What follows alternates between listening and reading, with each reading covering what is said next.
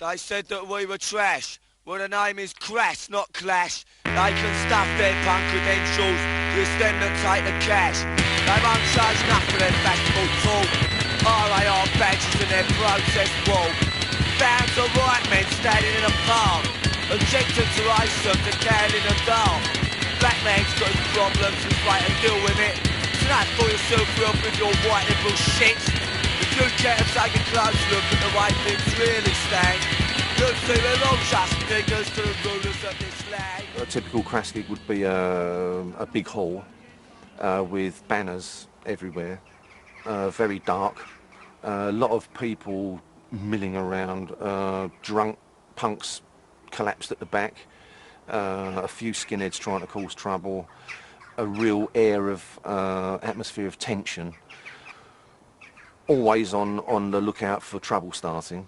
Probably a rumour going around that there were 500 National Front skinheads coming to beat the shit out of us, so just waiting for the doors to burst open, and then getting on stage and being spat on and sometimes things thrown at you, but just like real sort of tension. Not for me, matching flaws, sweeping up from not your fault. Not for me, so that rocks, just avoiding any gas. People off me, so I do. Such them, but wouldn't you? You and much of us that made a written, that's a society. Standing on up, jump on it, but I'm coming shit, man, it's it. Like a fly, a silly move, all they are singing fools. You gave us conscious money. I think what CRASS was trying to do, but it had to do it in an orderly way, was to say that it is possible. You know, it's possible to exist outside of the framework. G and myself have really fought hard to sort of understand what it means, rather than just sort of falling into sort of conventional ways of dealing with it. We've maintained the open door policy, we've maintained, you know, trying to expand and extend that and incorporate anyone in the same way as CRASS incorporated anyone.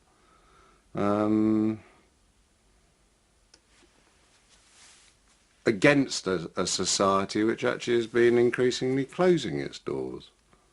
You know, I think that, you know, from the 70s, which was really our sort of era in a way, you know, the sort of liberationist era, you know, the fight's got harder and harder and harder.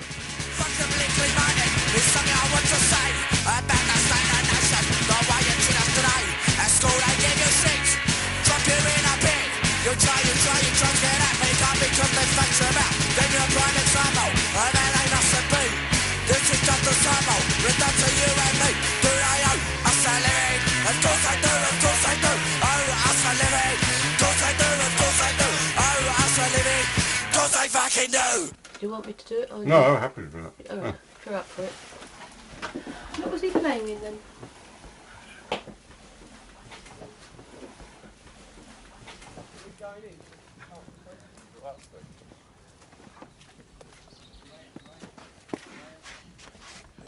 You coming in? Yeah.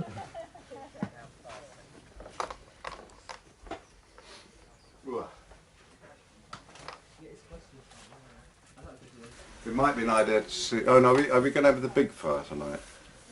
That's where the permitting. Yeah, I think the thing to start. It's not big enough for it, can't draw, is it? So did anyone come up with any sort of interesting, or does anyone want to ask anything about the house or how it's run or what you've seen or not seen or anything? Or? I'm quite interested in the CRASS agenda and how that's evolved. I was speaking to Ron earlier about it and wanting to find out about it. When I opened the doors up here, which was 40 years ago, whatever it was very much with the idea of being creative centre. I mean, we were always organic because it's more sensible and it's cheaper, but always the prime reason for us being here, and most of the people who've remained as residents here have been artists or writers or filmmakers or musicians. And then in our spare time, effectively, we tend the garden and do all that stuff. And we've done masses of projects, you know, and CRASS was the only project that ever became sort of renowned. It was a punk band, very, very political, very much I mean, our major statement was there is no authority but yourself, You know, in other words, life's your responsibility. On the one hand, we're sort of viciously opposed to what then wasn't known as globalization, but we defined as just being rampant capitalism. So on the one hand, we had a very political agenda, but on the other hand, we had a very DIY agenda of basically, well, get a life, sort yourself out, you know. On the one hand, to oppose the material world on every front, and at the same time, you know, offer practical ways of doing it. So on the one hand, we'd be sort of, you know, giving out handouts on how to make petrol bombs or something like that, you know, and at the same time, how to make your own bread. They ask me why I'm angry, why I'm bad. They tell me I've got things they never read. They tell me go to church and see the light. 'Cause the good Lord's always right. So what? So what? So what if Jesus died on the cross? So what about a fucker? I don't give a toss. So what if the master walked on the water? Don't see it, try to stop the slaughter. Say I wouldn't have to live from bins if I would go and look confess my sins. Say I shouldn't commit no crime, 'cause Jesus Christ is watching all the time. So what? So what? So what if he's always over my shoulder? Realise the truth as I get older.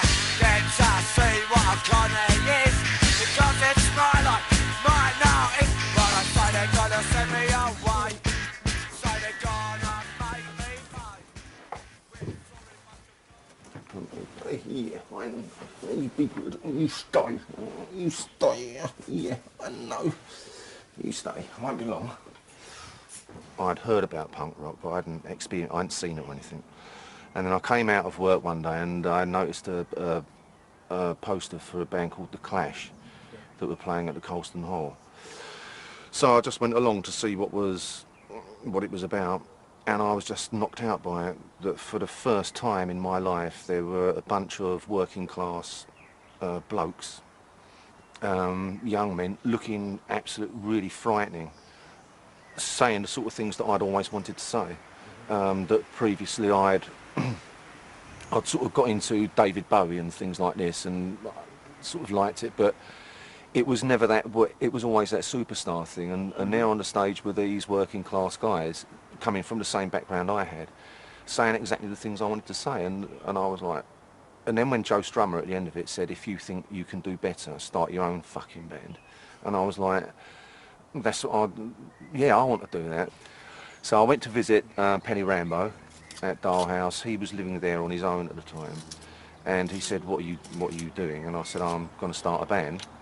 And he said, I'll play drums for you if you like. So then I said, well, what about other members? And he said, no, let's just have drums and vocals. And that's how it started. I was writing a lot, and then one day Steve turned up. I'd been listening to Patti Smith and some of that sort of stuff. I'd got an old drum kit, and we just started mucking about. As we went on mucking about, other people would turn up and they wanted to muck about as well. And really, that's how it was. I mean, we certainly didn't take ourselves seriously, and we certainly didn't expect anyone else to take us seriously. We had no ambition to, well, I had no ambition, Steve might have done, but I certainly had no ambition to do anything, you know, within a sort of consensual, within the construct.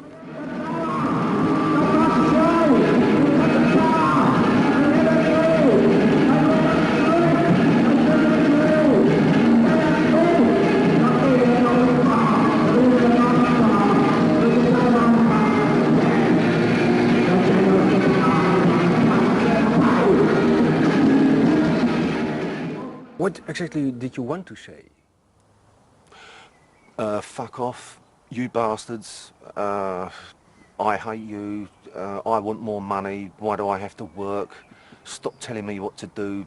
All coppers are bastards. You know, what does a young man want to say when he's angry? And it's, but then speaking with Penny Rambo, it was a bit more, well, perhaps have a, you know, just really think about what you want or what you don't like, and then be a bit more political about it, or, you know, personal political, so, and a bit more poetic, and yeah. And then owe us a living. Of course they fucking do, so, yeah. And I still want to say those things anyway. So. Oh, so you didn't change really? No, but the trouble is now I don't know how to say it, you know, and there's me at 48 years old, still going, fuck off, I hate you. But it's not quite the same when you've got a boy. I am a product, I am a symbol, I'm endless, I'm blessed, fruitless, I'm less, games. We'll have a glass of match, don't sing myself, cause I'm in volume in the sunshine, chatting the inch of by the now. This is things I am body, my shirt, I don't know. Everyone walks them, I'm the up and I'm body right. I'm a snack on everyone's news, I'm the left and I'm body wants to touch. Much. I am a sample, I am a scapegoat, my useless, useless, endless, mindless ideas. We'll have enough when I'm years far away. My money on you sticking a job. I'm free trying to scum the estate. Now the bad shop, that kind of shop. I don't want your fucking system. I don't want to be on your face. Just on shop to resist them. No one like me on shots. There was a David Bowie song called Ziggy Stardust, and there's a line in it where he says, Ziggy played guitar, driving us that he was voodoo, the kids was just crass. And crass means grossly stupid and, you know, pathetic, so yeah, it's a good name. At that time, it was fun to be ignorant and stupid. Oh, that's why I chose the name Ignorant for myself, because at that time I was really ignorant about politics. I didn't know what I wanted or what I wanted to do. And people had said to me before, you're an ignorant bastard, Steve Ignorant. Simple as that. Well, Steve was from, really basically quite a poor working class background, and I was from, quite a wealthy upper class, or upper middle class background. And generally speaking, I think it is true to say that most bands are made up of, people from the same background, because generally speaking, younger people tend to hang around with people from their own background because it's more comfortable for them. And that did make us different. Well, my sort of middle class, sort of off the street experience, and Steve's working class on the street experience made a very, very interesting combination, I think. Yeah, it's not that I'm right wing or nothing, but, England is the best country in the world. No. I've never seen any difference between sort of bohemian, beatnik, hippie, punk. I mean, they're all one and the same to me. So, I regard that just as a sort of authenticity, and or an attempt to achieve some sort of authentic lifestyle.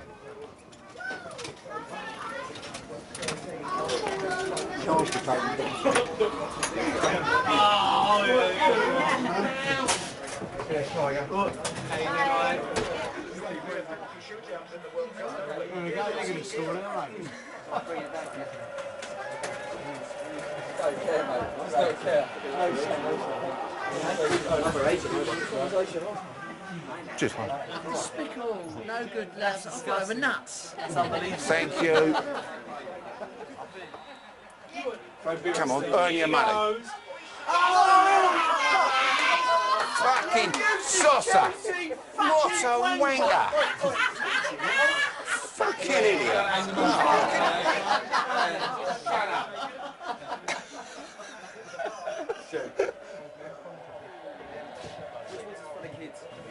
My brother took me to visit Dale House, and at that time I was not a skinhead, but it was the fashion afterwards in England called suede heads. And I went there and I couldn't understand what the hell was going on. These people had stones in their living room as ornaments. Fucking stones in your house, they should be in the garden.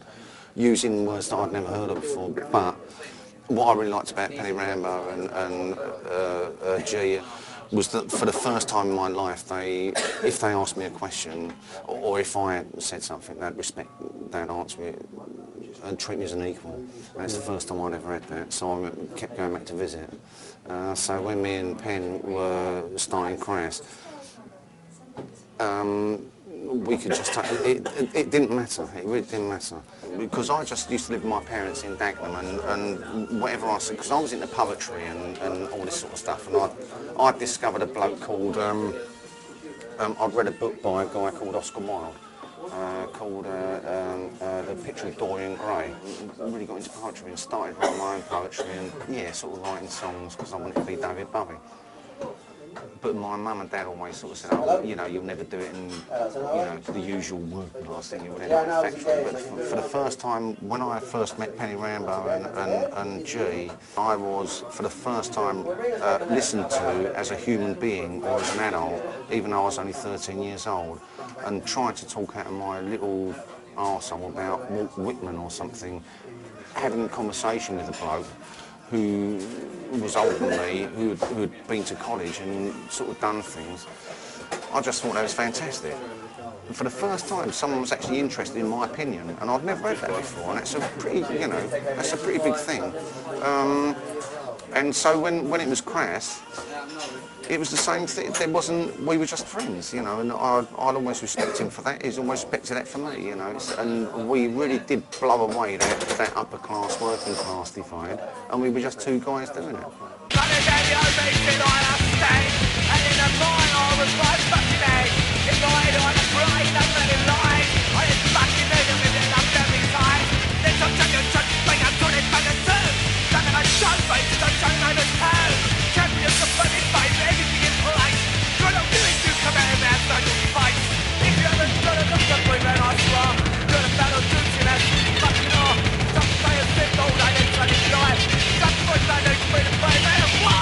We all lived in the same house.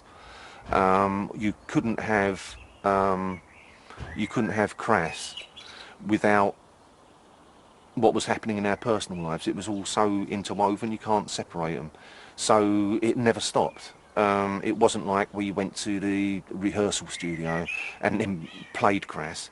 The rehearsal room was in our house, so it was like, right, okay, then what are we doing tomorrow, rehearsing? It never stopped. The phone was ringing, people were coming to visit all the time. You know, punks coming to camp in the garden and all this kind of, so you never got away from it. And the experience for me was just it never stopped, and it was a lifestyle. A good one. I wouldn't change, you know, I wouldn't change it. We never had rules. For example, if with 15 people living in the same place, if there was washing up to be done, it wasn't, you know, there wasn't a rota and on Wednesday Steve does the washing up. You just did it. And the whole way of living like that was, well, consideration for other people first.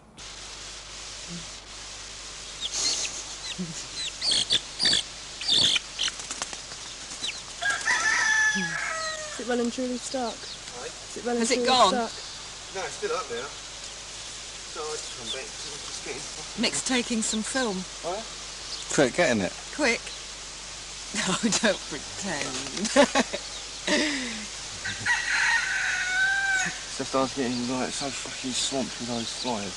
Yeah. Do you want some help or something? Eh? Do you want some help? No, it's nothing to do with it. How high is Stay it? up there. Right at the top, but I think it's only held by about 2 branches. As usual. What? You just look cool. Not at all, just you. Yeah, you were.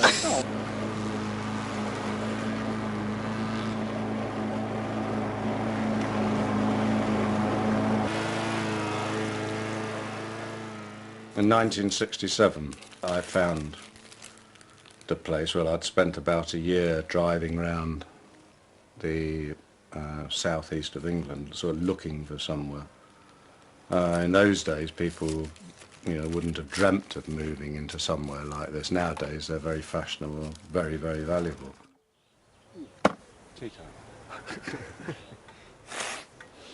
I saw a film, it's the end of The Sixth Happiness. There's a movie about Chinese inns, and they had this tradition of people turning, you know, like walking to the inn, and then they would tell their story, then the next day they'd move on and go somewhere else. And I was rather inspired at the idea of sort of opening up somewhere where people could come and they'd sort of pay for their supper and a bed by telling a story. That was my romantic idea.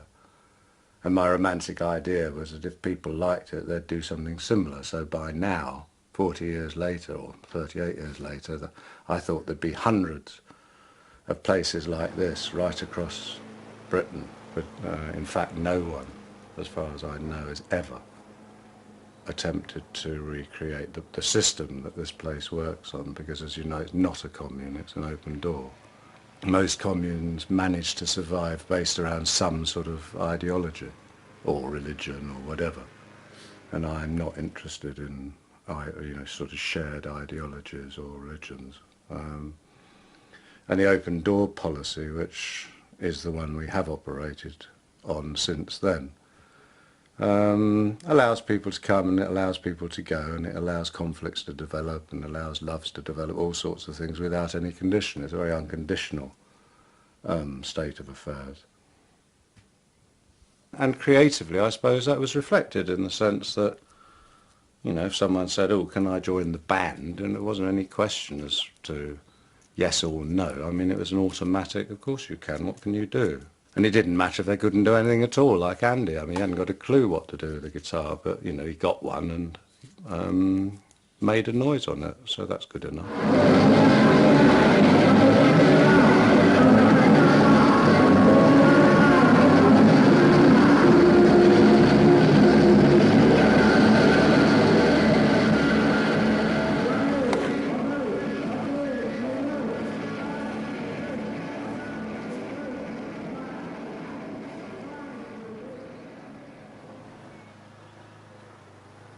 We kind of got very excited about, you know, the punk scene when the first wave of it seemed really exciting. At last, you know, there was a youth culture growing that was saying, well, just fuck off, you know, and all the rest of it. Well, we felt it was, but then it started to sort of sour for us, because I suppose the idea of no future was sort of not in our realm. I suppose, you know, we were accused of being old hippies. Well, fine, you know, the old hippies had a dream and we still dream it, you know, and still aim for that, you know, and which is about coming together, and you know, that's difficult in itself. So I suppose we took up that area of music and expression because none of us were musicians particularly, and the whole ethos was just get up and do it, just express it.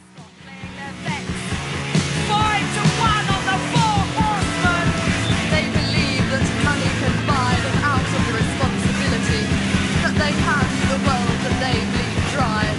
They are the true pornographers, the real stylists in human perversion, rich, educated tarts that dumbly by, watching their... I'm not a great stage person, so it suited me with CRASS to, you know, do the artwork and film work and anything else I could, you know, write songs.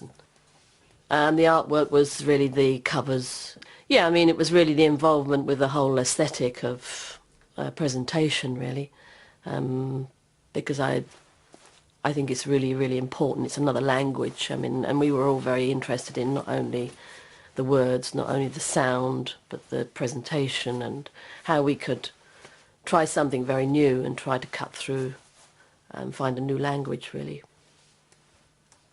It seems to have been very positive for a lot of people on different levels.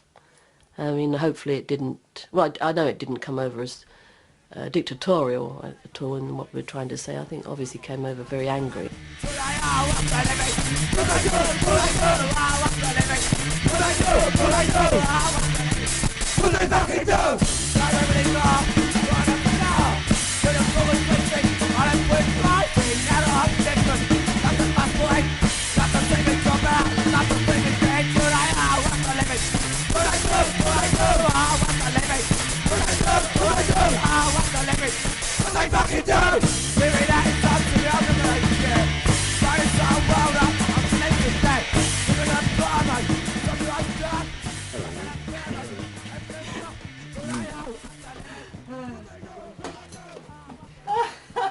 Good Lord! Quick, get out of here. Yeah, I'm off. I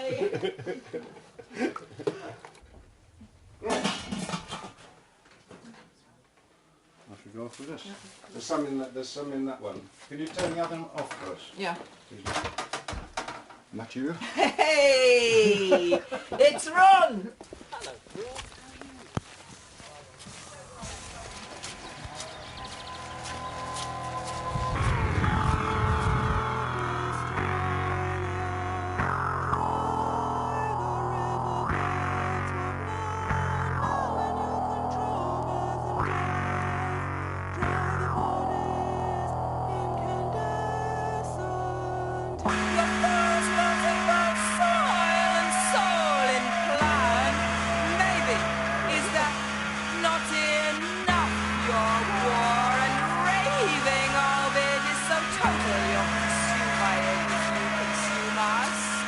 Would you see the fire from your sanctuary of death? What terrible pain you need to hide.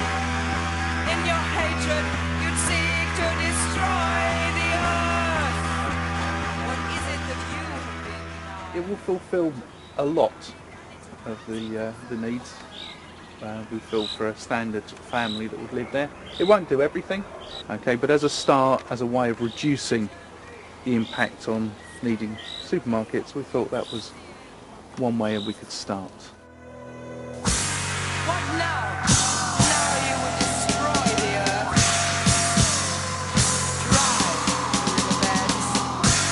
What now?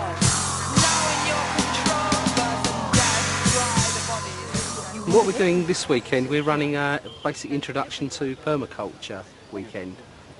It's looking at just different ways, sustainable living really. It's looking at ways we can grow our food sustainably, build sustainably, build sustainable housing, forestry management, water management, all kinds of aspects of human life really that we can actually do in more sustainable ways than we are currently in our culture at the moment. To absorb it and seal it so that you don't get smells, you know. Lifting the Will it? Is it supported by anything then? Will it? I mean, that looks a bit precarious. Like you could fall. Yeah, I mean, well, you'll get used to it. Yeah. No, I mean, it's all going to be boxed in, and there's going to be a structure. There'll be a surrounding structure. Yeah, that was just a demonstration, honest. Yeah. Hey, you know what I thought? Up there there's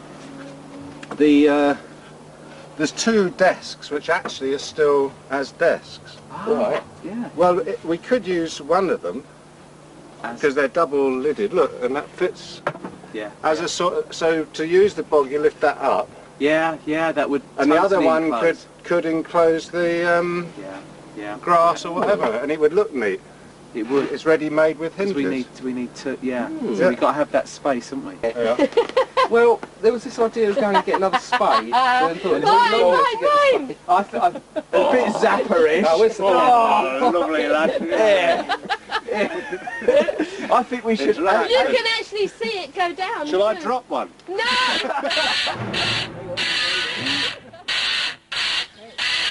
You swear by the fuck you like, but you're still on the roof. I'm not gonna change the system. They're not gonna change the system. We're not gonna change the system. When I don't leave you, when I don't leave me. Turn up down to a bunch of food. All no touch and be like fool. Can't kind of acting man wrong. Just as it may get. Born us way vigorous. Beat us up and beast us. Kill us so we shoot right up. Leave no option now. Just what have they got? Fuck all now. What have they got? Swimming pools. Where do you get it? Follow the rules. System. Keep their fingers on the brake. Stand and let us have the stuff. Boy, I better call the truth. The whole philosophy of the open house, it was set up as a creative house, whatever that meant to people. So there's been films, books, music, everything written here or done, painted here, or gardening. It didn't have to be the fine arts. It went into all sorts of things, Some people make a great art of making a fine cup of tea, which is fantastic, making bread. It has the extension, logical extension is really doing something with a heart. So that whole ethos has never changed really, and CRASS wasn't any different, and all the things that have happened since is not any different. The spirit's the same. No, is the swift answer to that. There were three, unless there are more Unless there were more down the bottom there. One of the greatest battles I've ever fought is just to remain in this place, you know, which is rightfully mine. You know, because commodity culture wanted it because it's worth a lot of money. Doesn't matter whether it's sort of, you know, the burial ground and the creation ground of soul, you know, they want it. We effectively used an awful lot of the tactics and techniques that we'd developed with CRASS on a much more sort of intimate level, you know, with the local village and the local townspeople, and we formed an action group which was made up of people from the right, left, centre and everywhere else, who all wanted in some way or other, for one reason or another, to try and preserve something of the sort of countryside that this whole area represents, and were willing to sort of spend time to do that. And we first of all beat off BT, who, you know, is a massive corporation, which was a huge success, and they wanted to turn this just into one huge sort of luxury housing estate for the wealthy, with sort of big hotels and golf courses and shit knows what else. We did buy it on borrowed money from friends, and we still owe half of what we bought the house for, which was 160,000, which is very, very cheap, of course, but and it was very, very cheap because we were in it. I mean, it's not worth an awful lot to people, and people knew they couldn't get us out because we'd already won that case in the courts. I mean, what I want to do, what I hope I'm able to do, is to finish paying off the house and then put it into trust, because that way, you know, maybe in 50 years there'll still be people like us sitting around talking about nice things.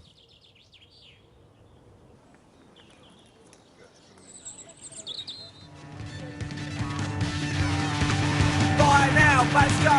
Buy now, say hello. You can put small tree of life to enter Traverse paradise and champion dignity. A lovely colour consulting meeting, watching changes days they might. Similar things that money can buy. Rush conscious, plastic crap. My life might be worth more than that. Black glass can own shopping spray. I'm no baker, monetary. Lust on to our water race. Oh, happy days! The sort of goal he scores so often. Steve, did you hear that David Beckham was wearing a CRASS t-shirt? Yes, I did. Designed by Jean-Paul Gaultier. At that time I didn't really think anything. It was just like, well, that kind of stuff. People have been selling CRASS merchandise for like years and I've not bothered about it, so why should I bother about it now, you know? And I didn't. But it's only recently that since I've had numerous people coming to me and saying loads of CRASS stuff is being sold on the internet. And there's a bloody clock with a CRASS symbol on it, that or Eve Libertine with the flag from the Friedman 5000 thing. Buy a clock, you can buy, you know, obviously t-shirts, little coasters, tea towels and shit like this, and all of that money is going somewhere, and I don't know where the fucking hell it's going, so I just want to try and stop that. It seemed very ironic that, you know, probably one of the wealthiest non-landed gentry, or certainly he must be one of the wealthiest people in this country, was wearing a CRASS t-shirt. And then I just forgot about it. I mean, I did sort of think of following it up by maybe doing a t-shirt with him on it, wearing a CRASS t-shirt. And I just thought it'd be ironic to produce a t-shirt of him wearing a CRASS t-shirt with something like, you know, David supports CRASS. And see, you know, how long it would be before their lawyers tried it on with us. At the moment we're being ripped off, and we're not getting paid for it. Well, what we could do is still get ripped off but be paid for it. You know, this is the year 2006 now. It's not 1981 or whatever. The world has changed, and it's. And what do you mean by that? That it's not. In the late 70s and the early 80s, it was possible to live on a dole, and it was possible to not have a job, or you could live without money. Now you can't. It's really fucking difficult. You've got to have money. You've got to. not you've got to have money, I sound like a fucking capitalist, you know, just on about money all the time. And it's not that, it's just the world is different now, and you have to move with it. And I just am so frustrated with the thought that some fucking big company, you know, don't even know who CRASS were, but it's the product sells well, so they're fucking selling it and getting the money for it, and we're not getting nothing. Fuck it. Bollocks, that's got to stop. That's just crap.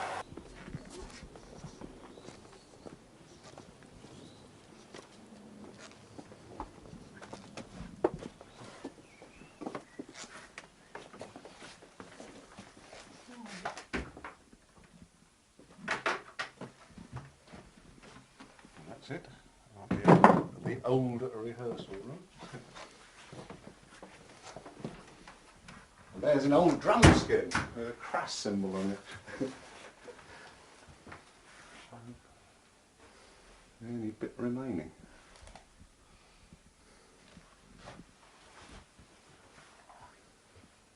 It's been lots of things since then. It used to be completely lined with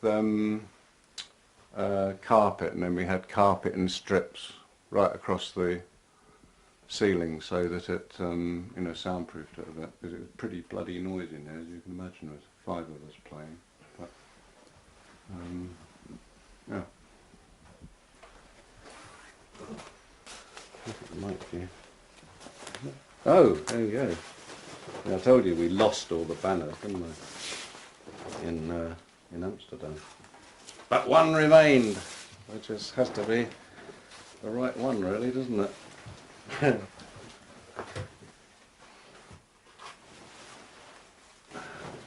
there you go. I should be doing "There is no force but yourself," all right? Yeah.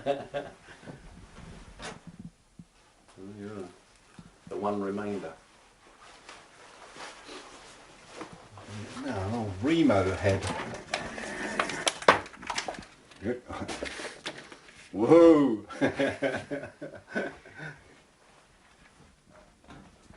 Who invented the CRASS symbol? There's a guy called Dave King, who was an art student, friend, who lived here. It was a frontispiece for the book I was writing, because the book was about the state, the church and the family, and I wanted something which, you know, was a sort of like the sort of fascism of that control, and that was the symbol, which I think was a very brilliant piece of design. Serpent eating its own tail, basically, destroying itself.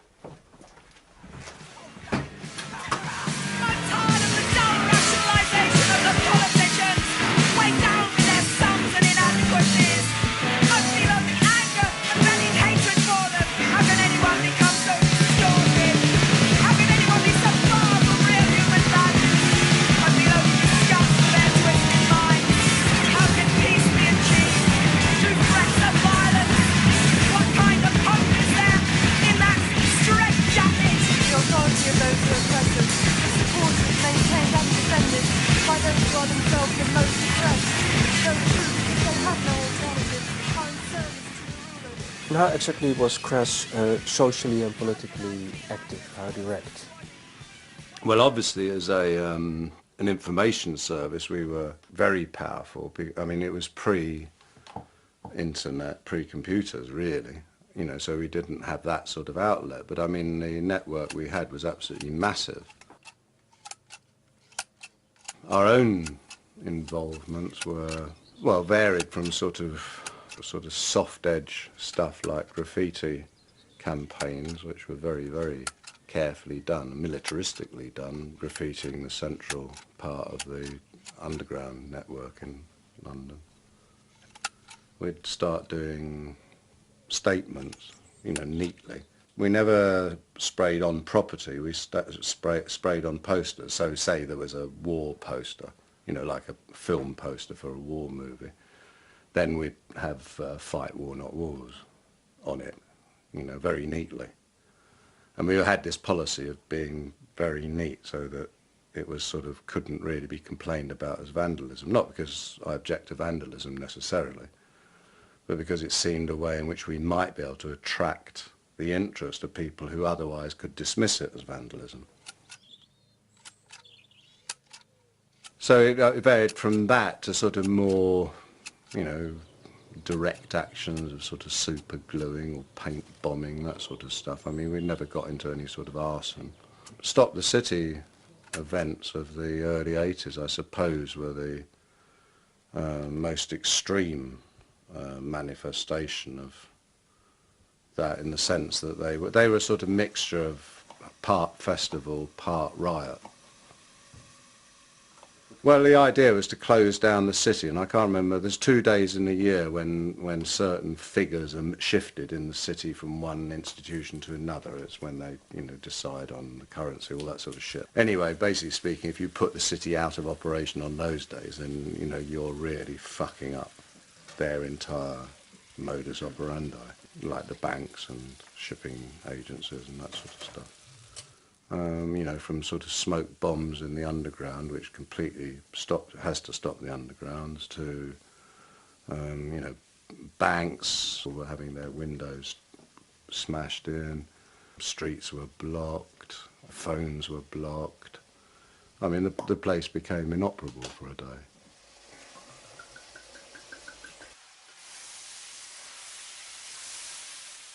I believe, you know, that it set a pattern. I mean, certainly Reclaim the Streets came out of the Stop the City movement, and, you know, inevitably I think that, and the Stop the City thing actually did spread right across the globe. I mean, it started happening in Australia, America. I don't know whether it happened in Europe at all, but certainly modelled on the London ones. It was repeated in, I know, in Australia and America, you know, and I don't think that Seattle would have happened in the same way. How does it feel? How does it feel to be the mother of a thousand dead? How does it feel to be the mother of a thousand dead? Your language has got these big bodies of life. You're the six-more dead that it was worth the sacrifice. You're not persuading people to accept the most people life. You're building right legs to and the natural pain. You started a place of death which you're so proud of fame.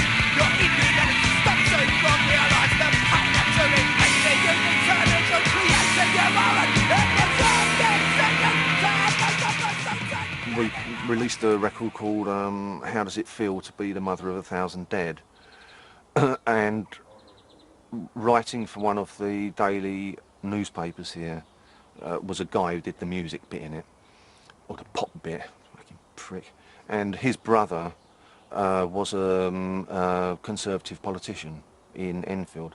So he says to his brother, look, what this band called CRASS have done, they've written about how does it feel to be the mother, so the politician gets the arsehole, says how outrageous the record is and it's disgusting. Then we found, of course, then there was a circular, a memo passed around the House of Parliament in the Tory party saying on no account must any member of the Conservative Party have anything whatsoever to do with a band known as the name of CRASS. The opposition Labour government heard about it. We then started receiving letters of support from the Labour MPs, and then a Labour MP actually mentioned it in the House of Commons at Prime Minister's question time. Has the Prime Minister listened to the latest record? How does it feel to be the mother of 1,000 dead? Thatcher needed something to boost her public faith. She was failing miserably on her agenda, on her internal agenda, and needed something to boost her popularity. I mean, it was very jingoistic, and she did do. How the fucking hell did, Bush manage to, gain credibility through going into Iraq? Well, he has done, despite the fact that and how has Blair remained in power after supporting the invasion of Iraq? But they do because people are essentially jingoistic. Look at a football match. You'll see one tonight and see how jingoistic. I mean, it doesn't matter whether it's guns or footballs, you know. When the men are out, they're out, aren't they? It's very difficult, you know, for a country in a state of war to actually dare to say, I object, you know, because, I mean, we were accused of being traitors, you know, both in the national media and by people down in pubs and that sort of shit.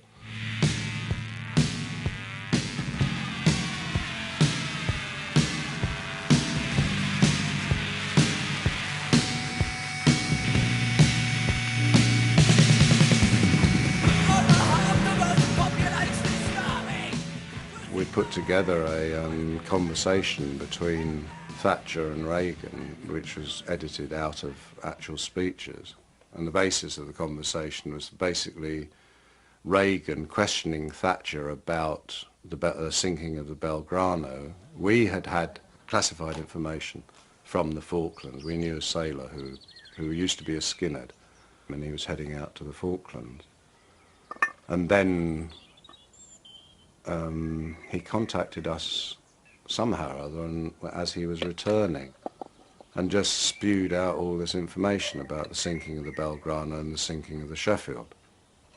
But the sinking of the Sheffield was something that still hasn't really come to light. I think it was 4 ships. It was one of the big flagships that actually Prince Andrew or Prince Edward, but one of the royal sons was on board. So obviously they had to ensure that that wasn't going to get whacked.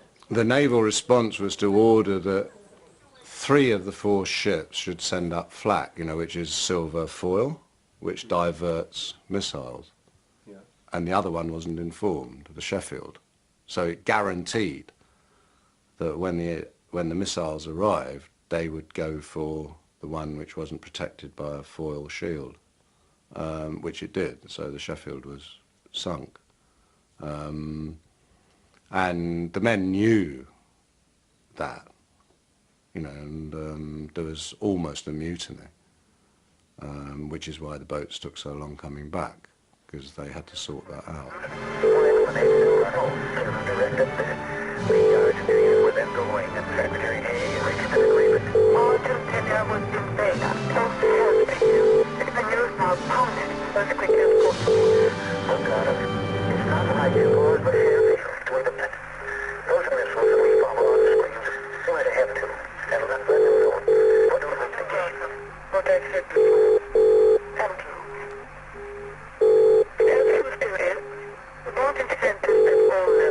Pete took the tapes out to mainland Europe, sent it to all the major newspapers in mainland Europe, and then that night we heard nothing, and then the next thing we heard was a report in some American, I think it was a San Francisco paper, about KGB tapes, Pentagon exposing KGB tapes, and we recognised them as being our tape.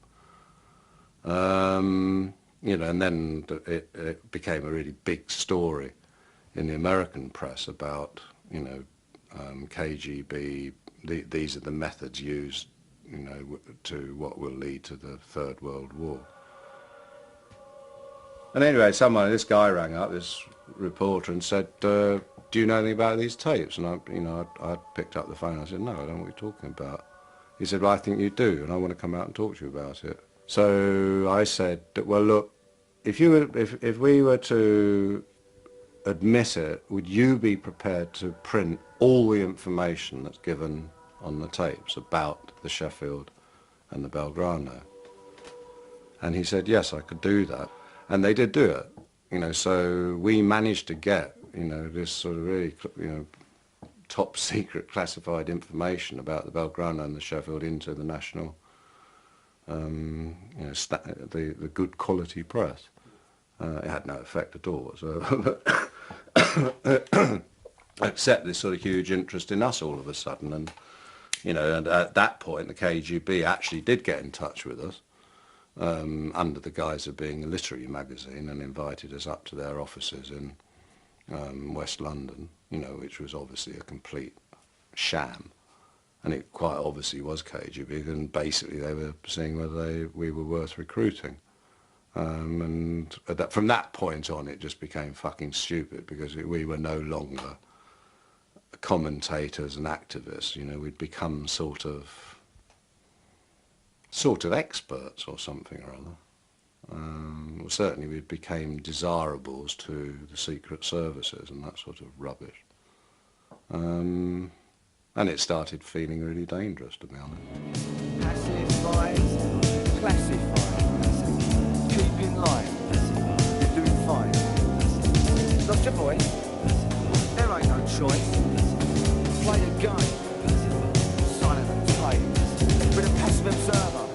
Sit back and look at the world they destroy and the peace that they took. Ask no questions, hear no lies, and you'll be living in the comfort of a false paradise. Got a best of service and it's for you. You're already dead, you're already dead. The rights of those votes and I took them. You're already dead, you're already dead. The road to the end, some living is just bits to have roads to make the connections. Snuffling systems, then your protection. You're already dead, you're already dead.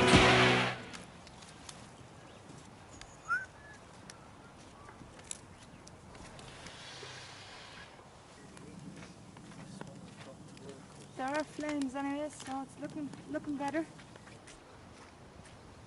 Why do you think CRASS was successful at the time? Because we meant what we were saying. You know, we lived that truth. You know, we lived what we were talking about, and it was self-evident that we did. You know, people could come here, and they were welcome to come here, as they always have been, and they could see that we were living. You know, we didn't make anything. Well, I mean, we had lots of money at lots of the time, but that all went into other projects. Yeah, that makes me laugh. I've seen people do that. The fact that CRASS earned money made no difference at all to this place. We still had no money, and we still have no money, because any money we do have just goes straight into some sort of creative or social project. We financed an anarchist centre in London. That's the most obvious thing we did, but and probably one of the most costly things we did. But we never, every gig that we did, any money that we made went to some local organisation, you know, Rape Crisis Centre, or maybe some kid who wanted to make a fanzine, or some band needed a speaker, or the youth club needed a table or a ping pong table or something. But we never ever, we took what we needed, which was enough to pay the petrol, have some food. We never stayed in hotels or anything like that. We just asked people where they got somewhere we could stay. And we always used to come back devastatingly broke, although a lot of money had been made. Jimmy Percy from Sham 69 was working with Polydor, and it was a thing he was going to do called Percy's Package. So we had already decided, fuck you, we're doing all right on our own, yeah, CRASS Records, we're doing fine, thanks. Let's go and see what they've got to offer. So we go in there, and of course it's the guy shows us in, and there's the guy behind his desk with a big bowl of flowers and all the drinks, da-da-da. I'm like, yeah, don't worry. And this drink arrives from this guy, I'm like, ooh. Then he goes, now, I can market your revolution. I can get you into property. You'll have so much money. And I was like, oh, sounds fantastic. Nah, fuck it. So, what did you say to him? Thanks, but no thanks. We were polite. So, yeah, just weren't interested. How could you do it? How could we do it? And to this day, do you know what I mean? I still can't do things where I feel like I might be not selling out, but where my conscience pricks me, and it's a pretty good thing to have, because it means, well, hopefully I'll never sell out if that still is relevant. Yes, that's right. My case, that is just another tape for that for the country music. Bubblegum rock and plastic chases. Your boss edition back on the ton of motors. 3 years promote the clash. I'm a revolutionist, just some cash. I become a fashion like hippie used to be. I can't be a doing wrong me. Limits us to do systems kill. Limits us press the public will. I become a mimic cause you feel lost. Leave it sold out now, but you're gonna come. Punk narcissism on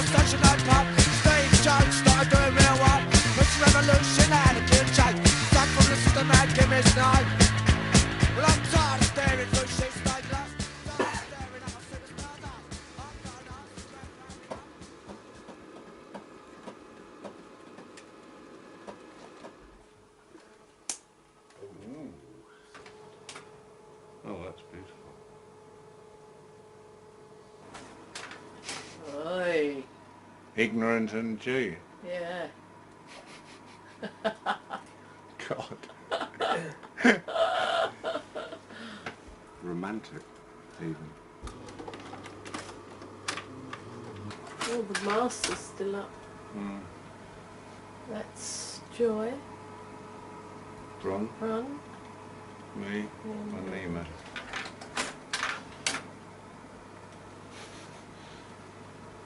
That doesn't seem so long ago, that.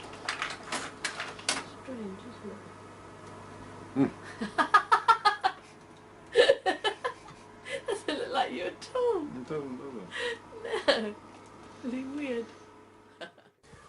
How did CRASS end?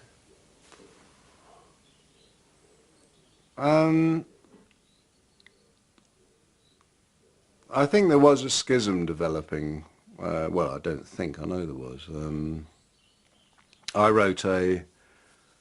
We did a tour in 83, I think it was, and I wrote a article questioning the honesty of pacifism, in the sense that it's very easy to preach it, but can you follow it through? But anyway, that was, you know, it was becoming obvious by then that, you know, there was a very distinct separation going on. And it wasn't just sort of the pacifist activist thing, it was the security, not security thing, or the sort of spiritual materialist thing, all sorts of different things, you know, there were schisms appearing. And so there's that. I mean, that's a simple thing, but it's quite an important thing, because some of the people were obviously sort of, well, they were sort of looking at it as a livelihood. Well, I don't get that. I don't understand livelihood. You know, I understand life, but I don't understand livelihood. You know, I think it's a sort of absurdity. We're not prostitutes. I'm not a prostitute. I was actually quite ill, physically ill. I kind of wore myself out, because for me it was continual. You know, the band kind of rehearsed and did the gigs, and you know, I would be there doing the films, you know, and operating a lot of the stuff, but when I got back I would have to start a new cover, so it was quite an intense kind of 8-9 years. You know, when we stopped, we knew we were going to stop then anyway. We'd always said 1984, so when Andy left, I think 83 or beginning of 84, we knew that was a natural ending anyway, so there was no way we would replace him. He just wanted to get back to what he really wanted to do, was painting and stuff. And I think he was worn. I think everybody was worn out, quite honestly. You know, and also, you know, the whole way we'd been put on a pedestal, you know, and the way people were waiting for CRASS to, what should we do next, you know, and that wasn't what we were there for. You know, it was to empower people, not to empower people to say, well, what do we do now? You know, where do we go next? You know, that wasn't our role. You know, we were just trying to share maybe an insight that we felt we had and experiences that we'd had. In the very beginning, 1984 was the cut-off time anyway. If we couldn't say what we wanted to say in that time, then there was no point in going on. So then it would be an institution. Yeah, exactly, and that's what it was becoming, and we weren't interested in it. You know, 7 years away from your own being is a long time, and we all were. Is that what it felt like? Yeah, yeah. I mean, we were living we were living we were living a theatre, you know, for day and night. You know, I remember once making love with Eve and thinking, oh, I'm making love to Eve Libertine. I'm not making love to Bron Jones, who's my girlfriend. You know, I'm making love to a sort of idea. You know, that sort of thing. And you sort of realise that actually, in 7 years you can become quite an idea of yourself, and not yourself, because you've forgotten who yourself was. Because every day, every fucking moment, you know, it's either in the studio, writing a song, doing an interview, being this, being that. You know, you didn't have time to know who you were. And that's why it was so painful for us when the band stopped, because suddenly, you know, you'd be sitting at breakfast and there'd be someone sitting the other, and you'd think, well, who the fuck are you? Because we hadn't got the common connection anymore. I am alone. I don't know about you. And I am the moment, and I am the grace, and this is my time, and this is my place. I won't accept no sorry apology, no pale reflection of possibility. There is no force but my own.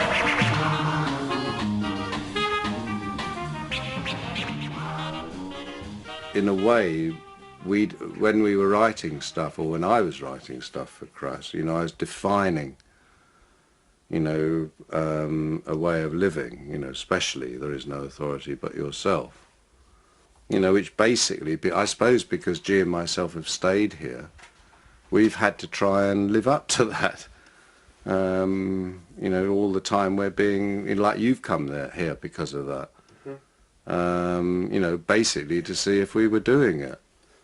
You know, well, that's true, isn't it, in a way? You know, to what extent did that dream work? And I mean, that's a question we both ask ourselves all the time. You know, to what extent does the dream work? You know, how could we make it work better?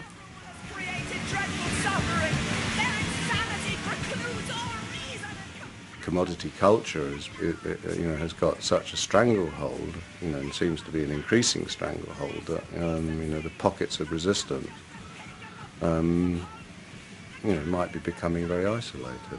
Where are the angry young men and women of today that are actually saying, apart from little band, you might see a punk rock band in a pub somewhere, but where are these people in the establishment? Or in the established, you know, pop world or the music industry who are saying, this is fucking wrong, fuck you, stand up and, you know, what happened to that voice? It's all sort of gone.